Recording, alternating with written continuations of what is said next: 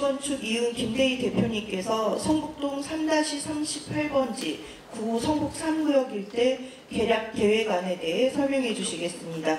질의응답은 설명이 끝난 후 진행하도록 하겠습니다.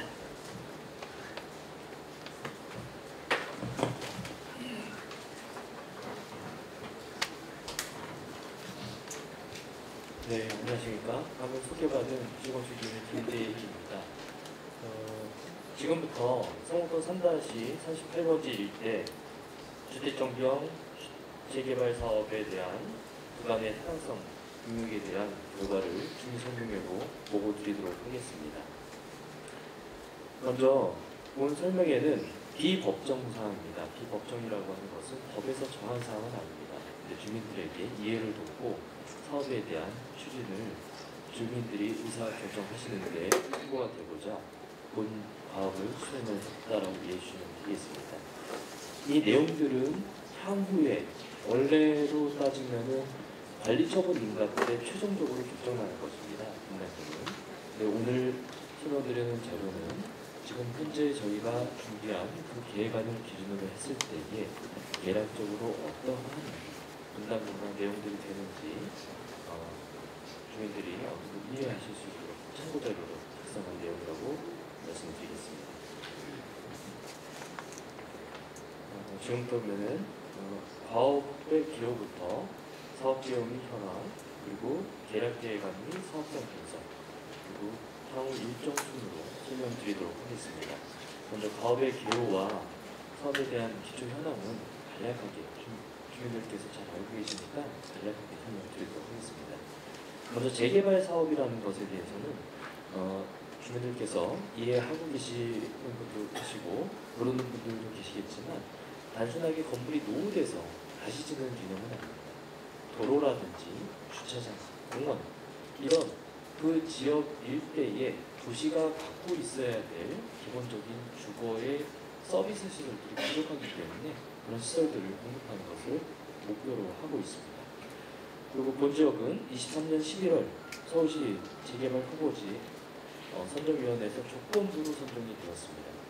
그래서 오늘 계략 계획안을 주민 설명회로 보고 드리고 정비사업 추진에 대한 주민 의견 조사를 실시한 후 그 결과를 통해서 서울시 선정위원회 자문을 통해 추진 여부가 다시 결정되는 사안이라고 보시면 되겠습니다. 본 과업을 추진하는 단계에서 저희가 보시는 이런 절차를 통해 가지고 오늘 주민 설명회까지 오게 됐습니다. 최초에는 현황 조사부터 저희가 토지 등 소유자의 현황을 다 조사를 다시 했습니다. 그리고 정비구역에 대한 대략적인 계획안도 작성을 했고 이 계획안을 가지고 건축계획까지 다 작성을 한 다음에 서울시와 수차례 협의를 했습니다. 그래서 그렇게 도출된 결과를 오늘 설명드리도록 하겠습니다. 전체 사업 구역 라운드입니다. 이 부분은 기초적인 내용들은 간략하게 지나가겠습니다.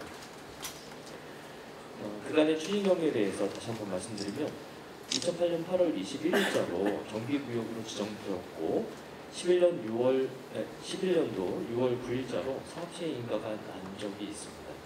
하지만 17년 10월 10일자로 서울시에서 정비구역에 대한 직권 해제가 있었고 그 이후 20년도부터 주민들이 사업을 추진하고자 수차례에 걸쳐서 4차례에 걸쳐서 계속해서 공모 신청을 하였지만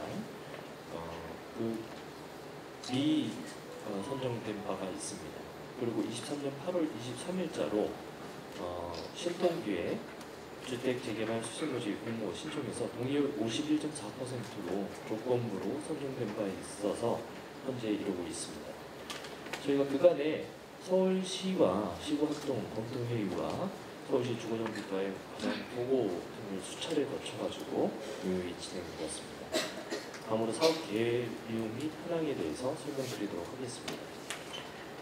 보시는 것처럼 대상지가 이렇게 바운드리가 생겼고요.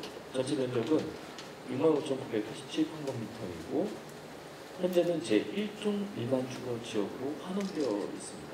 과거에 해제 이전에는 최초에는 1종이었다가 그것이 정비구역으로 지정되면서 2종 7층으로 갔었는데 다시 그것이 구역 해제가 되면서 과거로 폐기가 됐습니다. 그래서 현재는 1종 주거지역으로 결정되어 있습니다.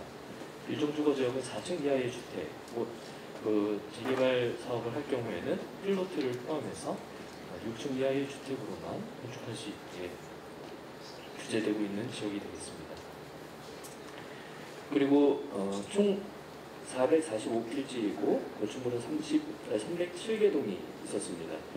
토지 등 소유자는 사유지가 681명, 그리고 공공유지 3명, 총 684명으로 구성되어 있습니다.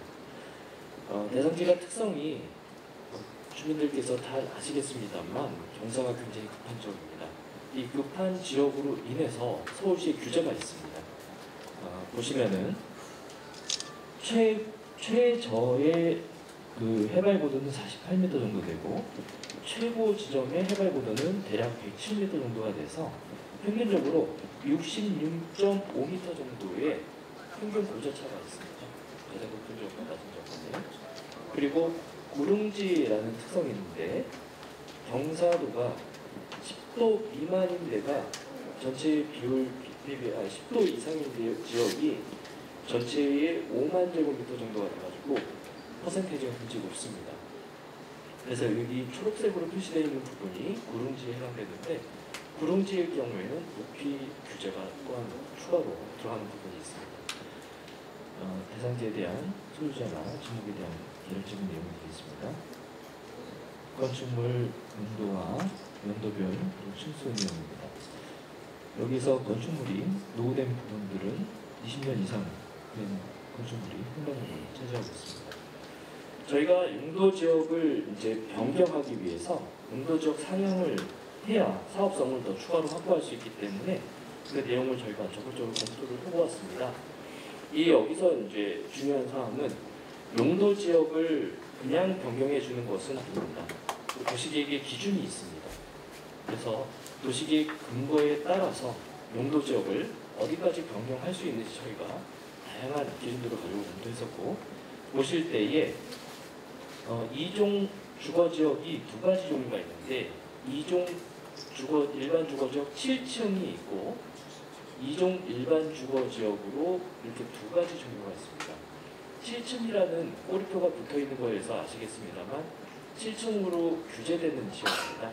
근데 무조건 7층이 아니고 재개발 사업을 할 경우에는 여건에 따라서 13층에서 15층까지 이제 완화가 적용이 될 수 있습니다.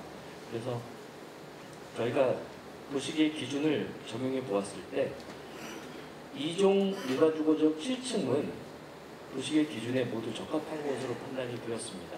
근데 2종 일반 주거지역으로 변경하는 것은 지금 도로는 성북로에 접해 있는 여건 때문에 기준에 적합하다고 판단이 되었지만 같이 붙어 있는 지역들이 2종 주거지역이 현재 없는 것으로 인해서 부합 부적합으로 현재 판단이 되었습니다. 그래서 저희가 2종 7층 주거지역으로 계획안을 작성을 하였습니다. 다음으로 정비계획 및 사업성 분석에 대해서 말씀드리도록 하겠습니다.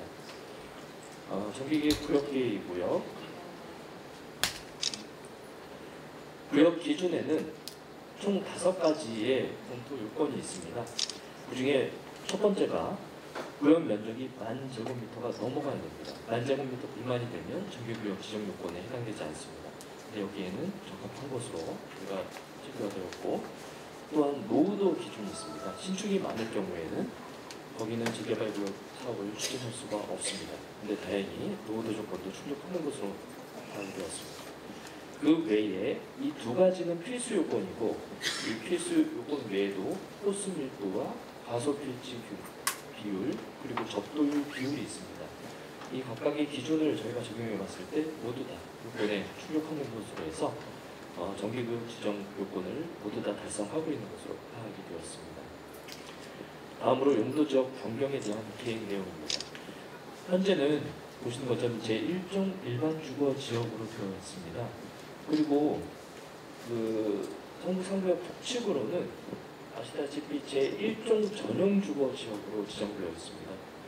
제1종 전용 주거지역이라는 것은 여기는 아예 공동주택 자체를 사업을 할 수가 없습니다.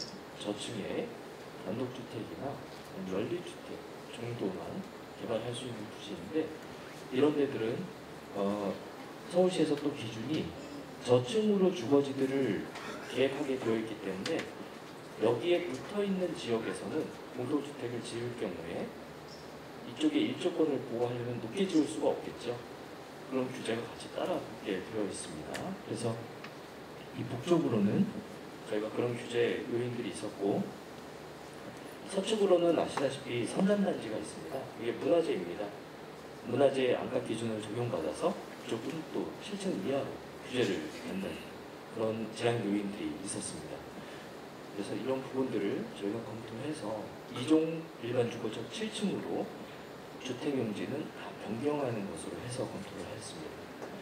다음으로 이제 용적률 부분입니다. 용적률은 서울시에서 지금 가능 완화 대책들이 제시가 됐고 그 완화 대책에 맞춰가지고 저희가 용적률의 완화 부분들을 최대한 반영할 수 있는 것으로 반영했습니다. 보시는 것처럼 당초에는 허용 용적률이 그 20%밖에 제공을 안 했습니다. 그래서 플러스 20%밖에 못 받는 것들이 대부분이었는데 서울시에서 보정계수라는 개념을 도입을 했습니다.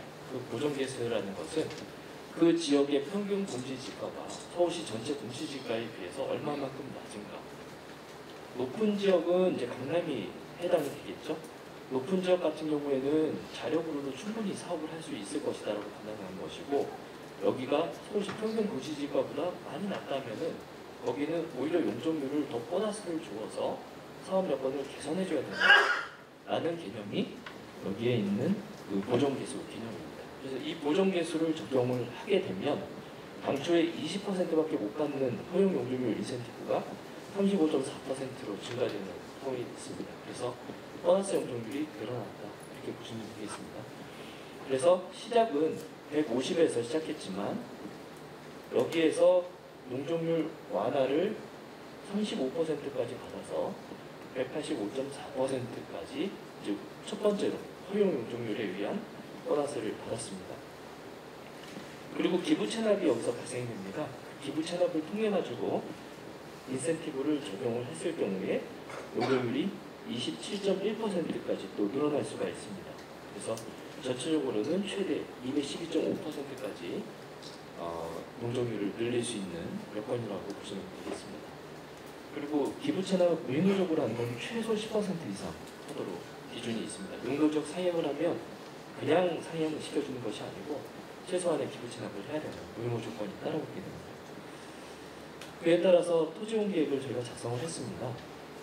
여기 보시면은 그 공동주택 용지로 전체 65,987평방미터 중에 82.3%인 54,312.5 평방미터가 그 공동주택 용지로 저희가 계획을 했습니다.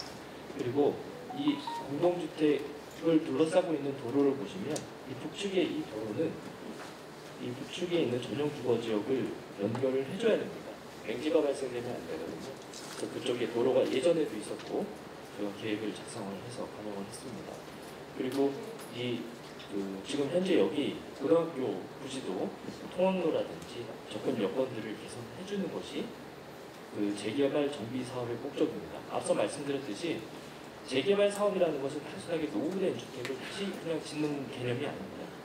그래서 재개발 사업을 한다고 하는 것은 그 지역의 도시의 수준과 서비스 수준과 여건을 개선한다는 의미가 있기 때문에 여기에서 중요한 개선 또 하나 과제는 여기 홍대 부고 부중 있는 여기까지의 통학로를 또 잘 정비를 해서 학생들이 안전하게 통학을 할 수 있도록 하는 부분이 있겠습니다. 그리고 저희가 이제 남측에서 들어오게 되면 이 대로에서 진출입을 할 수가 없습니다. 그래서 성북로에서 15m 도로를 폭원을 확장을 해서 현재 진입도로를 확장해가지고 이쪽에서 진출입을 할 수 있게끔 주출입구와 부출입구를 추가로 구설하는 계획이 되겠습니다. 그리고 법에서는 공원을 의무 면적으로 할당해주고 있습니다. 전체 부지 면적의 5% 이상을 확보하도록 하고 있는데 그거에 따라서 면적이 대략 33,000평, 대략 1,000평 정도가 공원으로 조성을 해야 되는 상황이고요. 그거에 맞춰서 저희가 이 북쪽에 공원을 조성을 하였습니다. 특별히 이 북쪽에 공원을 조성한 이유는 이쪽이 전용 주거 지역이라고 아까 말씀드렸습니다. 이쪽이 높게 올라갈 수가 없기 때문에 그쪽에 공원을 함으로써 전용 주거 지역과의 마찰을 또 최소화할 수가 있습니다. 그래서 그쪽으로 저희가 배치를 해주고 이구 쪽에 공공공지를 저희가 계획을 해서 주민들에게 필요한 시설들이 나중에 공공에서 설치해야 될 서비스 시설들이 있을 수 있겠죠. 그런 것들을 향후에 이곳에 유치할 수 있도록 계획을 하였습니다. 다음으로 건축계획안입니다. 건축계획안을 보시면은 전체적으로 앞서 말씀드린 북측으로는 저희가 5층으로 계획하고 그리고 주동의 배치도 동과 동 사이에 이쪽에서 바라보았을 때 다치지 않도록 이렇게 열어주는 계획을 했습니다. 왜 그러냐면 저쪽에서도 또한 주거지를 보호해야 된다는 서울시 기준들이 있다 보니까 이쪽을 다 막아놨을 경우에 이제 향후에 문제가 또 되는 소지들이 있었습니다. 그래서 이런 계획들을 하였고요. 또 중요한 것이 아까 2종 7층이라고 말씀드렸는데 서울시에서는 2종 7층 주거지역에 대해서 재개발 사업을 추진할 경우 높이 기준을 어떻게 하냐면은 여기가 구릉지라고 아까 말씀드렸습니다. 전체가 경사가 심한 구릉지인데 구릉지의 경우에는 최고 13층까지 계획할 수 있도록 하고 있습니다. 그래서 저희가 최고 13층으로 계획을 했고요. 또 평균 10층 이하로 계획하도록 했습니다. 그 얘기는 무슨 얘기냐면 전체를 다 13층으로 할 수가 없습니다. 13층으로 했으면 어딘 낮은 층수를 해서 전체 층수를 평균 내에 보면 10층 이하로 계획하게끔 그렇게 기준을 잡고 있습니다. 그래서 저희가 북측에서 낮게 계획을 했고 또 남측이나 중앙 부분은 13층으로 계획을 했습니다.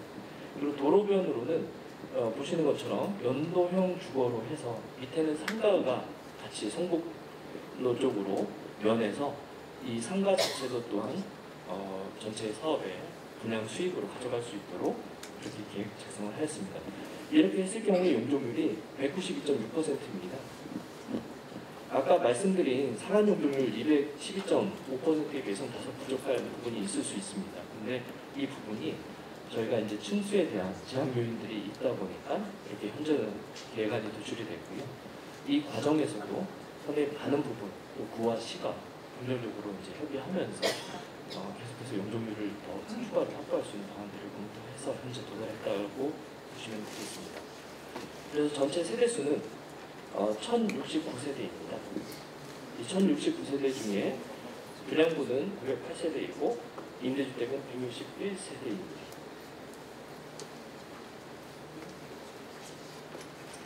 그래서 저희가 지금 과거에 정비구역 해제 이전에 수립했던 사업계획안과 현재 보시는 사업계획안 간의 차이를 비교표로 작성을 해보았습니다.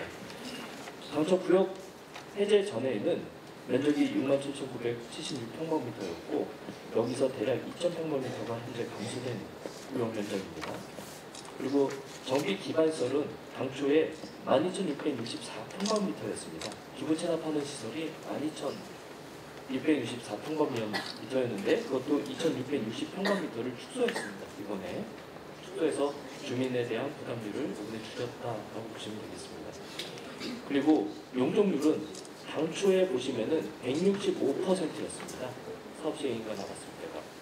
근데 현재는 192.63%로 이것도 27.57% 용적률을 올렸습니다. 그리고 층수에 있어서는 과거에는 최고 11층으로 계획했는데 이번에는 최고 13층까지 해서 시상 2층을 더 높이로 올렸습니다. 그리고 세대수가 과거에는 819세대였는데 현재는 1069세대가 되었습니다. 다만 토지 등 소유자가 과거에 비해서 100명 정도가 증가됐습니다. 현재. 그래서 그 부분이 이후에 설명드릴 비례율에 다소간의 영향을 주는 부분이 있습니다. 그래서 분양 세대가 포함해서 250세대가 세대수가 늘어났다라고 보시면 되겠습니다. 이 중에 분양 세대는 229세대가 늘어났습니다. 그럼 지금부터 이제 사업성 분석에 대해서 설명을 드리겠습니다. 사업성 분석에 대해서는 다소 생소하신 부분들이 있을 텐데요. 최대한 전체적인 개념에 대해서 설명드리도록 하겠습니다. 정비사업, 특히 재개발 사업은 어떻게 보시면 되냐면 여기 계신 조합원, 주민들 한 분 한 분이 본인의 토지가 또는 건물이 여기에 출자되는 형태입니다. 주식회사라고 보시면 되고요. 조합이 주식회사라면은 그 주식회사에 내가 갖고 있는 부동산이 출자가 돼서 그 부동산을 다 모아가지고 재개발 사업을 하는 것입니다. 누가 하냐면 이제 조합이 하는 것이죠. 근데 그 과정에서 그러면 출자된 금액을 내가 얼마를 출자했는지 어떻게 하느냐? 그건 감정평가를 합니다. 근데 그 감정평가는 현재 하는 게 아니고요. 나중에 사업 시행인가까지 끝나고 나면 관리처분인가 단계에서 감정평가를 하게 됩니다. 그래서 감정평가사 분들이 여기 계신 주민들의 재산을 건물은 얼마고 토지는 얼마고 각 입지 여건에 따라서 차등을 주어서 평가를 하게 됩니다. 그 평가 금액이 여러분들이 그 조합에 출자한 금액이 됩니다. 근데 저희가 여기서 하는 것은 탁상 감정을 했습니다. 실제 그렇게 감정평가를 진행하면 시간도 굉장히 오래 걸리고 비용도 굉장히 많이 소모되고 지금 단계에서 한다고 하더라도 나중에 관리처분인가가 2, 3년 뒤에 최소한 3년 뒤에 될 텐데 그때는 자산이 올라갈지 더 떨어질지 알 수가 없죠. 기본적으로 올라왔기 때문에 지금 금액이라는 것은 의미가 없습니다. 참고용이라고 이해하시면 되겠습니다. 그래서 저희가 탁상 감정을 통해서 현재 구역 내에 있는 총 자산을 평가했을 때 4,400억 정도, 4,410억 정도의 추정되는 자산 규모가 파악이 되었습니다. 그 중에서 국공유지가 있는데 국공유지가 142억 정도가 됩니다. 이 국공유지는 조합에서 매입을 해야 되기 때문에 지출되는 비용입니다. 조합 비용으로 사야 되는 것이죠. 그리고 현금 청산 비용이 또 426억 정도로 저희가 책정을 했는데 이건 일반적으로 대략 한 9% 정도가 평균적으로 현금 청산을 신청하시는 분들이 계십니다.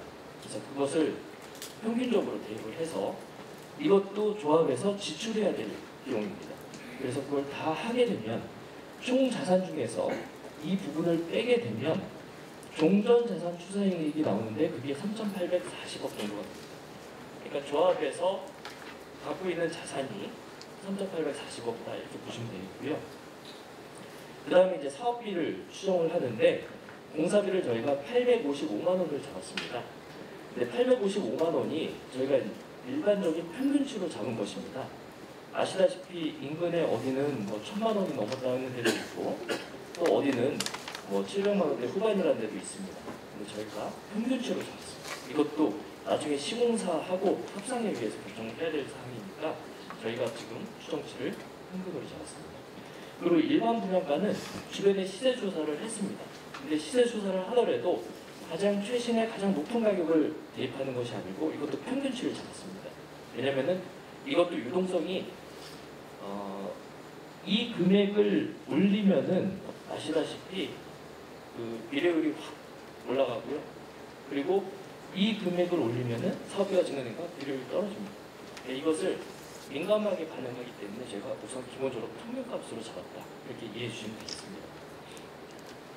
조합원 분양가는 일반 분양가의 90%로 할인되는 비용으로 잡았습니다. 그래서 10% 할인율을 적용해서 조합원 분양가는 전용 8사 기준으로 일반 분양가가 12억 600만 원일 때 조합원 분양가는 10억 8,500만 원으로 저희가 계산을 했습니다.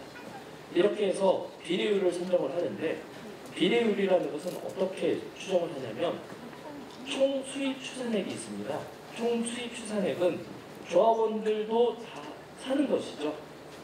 본인이 출자한 금액이 있지만 그거와 별개로 각 평형대 전용 8사를 살려면은 10억 8,500만 원을 내고 사는 겁니다. 근데 내가 출자한 금액만큼을 거기서 상계해서 나머지가 분담금이 되겠죠. 개념은 그렇습니다. 근데 조합원이 이 주택을 살 때 전용 8사 기준으로 10억 8,500만 원을 산다라는 전제로 계산을 했습니다. 그리고 일반 분양 수입은 앞서 말씀드린 대로 12억 600만 원으로 계산을 해서 면적과 세대수로 곱했습니다. 그 다음에 앞서 저희가 성북노변에 상가를 만든다고 말씀드린 게 있지 않습니까? 그 상가와 또 임대주택, 아까 설치한 161세대 임대주택도 이것도 매각하는 것입니다. 물론 그게 일반 공사비나 시세대로 매각하는 건 아니지만 여기도 수입이 발생이 됩니다. 그래서 그 수입을 다 합산해 보니 저희가 총 수입 추산액이 9,561억 3,100만 원 정도가 추정이 되었습니다. 그래서 이 금액이 조합이 이 사업을 통해서 얻을 수 있는 총 수입이다. 이렇게 보시면 되겠고요. 그 다음에 이제 수입이 있으면 지출도 있겠죠. 지출을 보시면은 앞서 공사비가 있겠고요.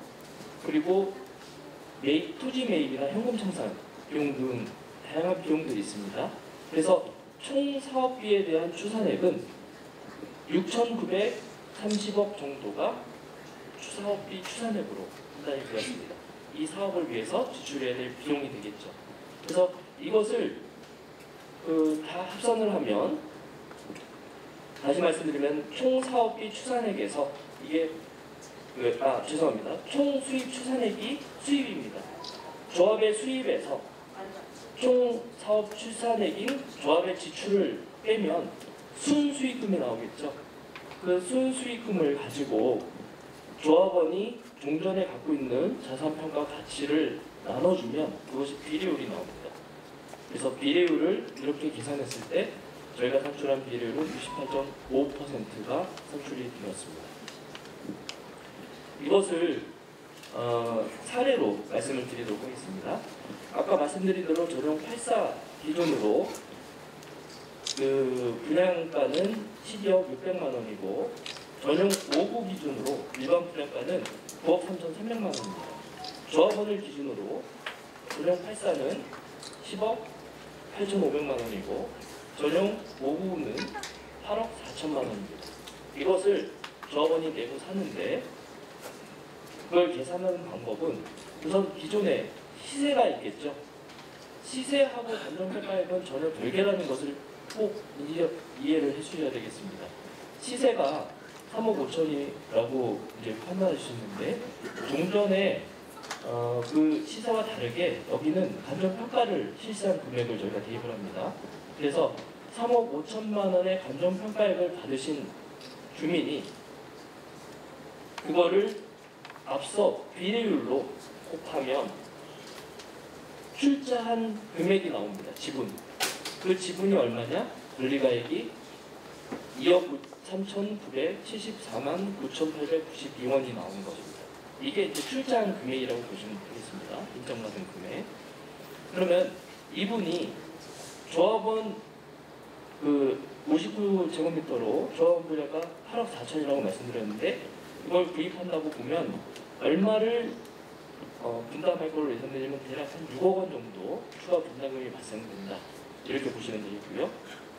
그리고 여기에 만약에 6억 5천만 원인 종전 감정평가의 금액을 가지신 분이 권리가액으로 따져보면 4억 4,524만 9,799원이 이제 나오는데 이 금액을 기준으로 조합원 분양가를 적용하면 전용 5구제곱미터는 대략 3억 9,400만 원, 전용 84는 6억 3,900만 원 정도의 추가 분담금이 발생될 수 있다라고 이해하시면 되겠습니다.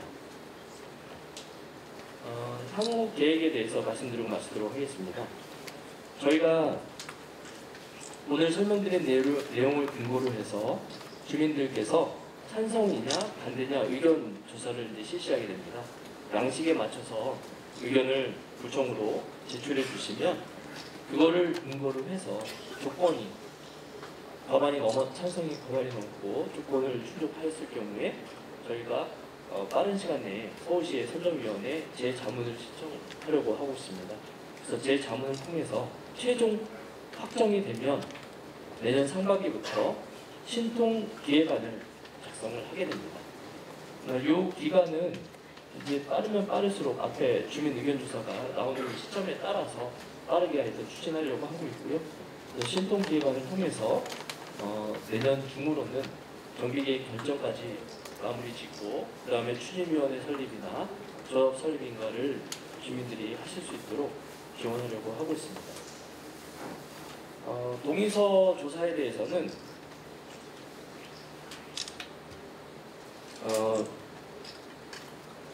토지 등 소유자에게 해당이 되고요.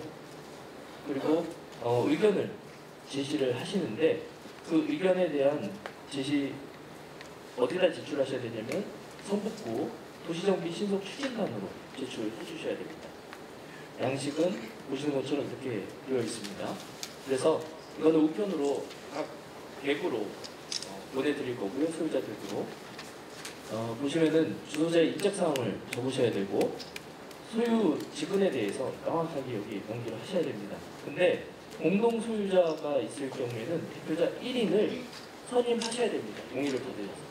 공유 지분이 뭐 5명 이렇게 되면은 그 5분이 상의하셔서 1명을 대표자로 선임하시는 것을 첨부하셔야 됩니다. 그래서 5명이 각각 행사를 하게 되면은 이게 정리가 안 되겠죠. 1명만 대표성을 인정받기 때문에 그 선임계들을 제출하시고요. 그 다음에 소유자 의견 조사란이 있습니다. 여기는 재개발 사업에 대한 찬성 하시면 이쪽에 표시하시고 1번에 재개발 사업에 반대하시면 2번에 표시하시면 됩니다. 그래서 명확하게 본인의 의사를 여기에 표기하셔가지고 제출해 주시면 되겠습니다. 그 다음에 여기에 자필로 서명하시고 지장을 날인하시면 되겠습니다. 그리고 꼭 첨부 서류를 제출해 주셔야 되는데 본인을 확인할 수 있어야 되지 않겠습니까? 누가 했는지 명확히 소유자인지 확인을 해야 되기 때문에 여기에는 신분증 사본을 제출해 주셔야 되고 또한 개인정보 수집 이용 동의서도 제출해 주셔야 되고 공유 지분자인 경우에는 대표 소유자에 대한 선임 동의서를 제출해 주셔야지만 효력이 있습니다. 이상으로 발표를 마치도록 하겠습니다. 잘 시간 감사합니다.